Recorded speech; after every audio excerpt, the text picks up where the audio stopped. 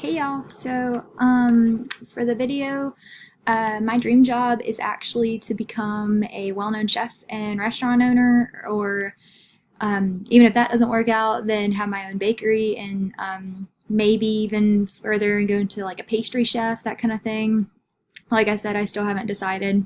Um, I want to do this because I have a huge passion for food and health and cooking, and that's been kind of my thing since my senior year of high school, really. And then I think the class will help me because I need to know all about food safety, food preparation, all the aspects of the food service. Um, if I even want to come anywhere near to having my own restaurant. So, if I stick with it, I'll need to get my undergrad for sure.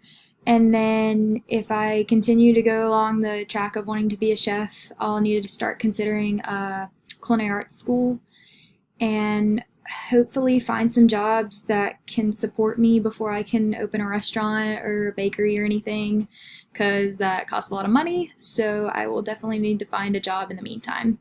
So yeah.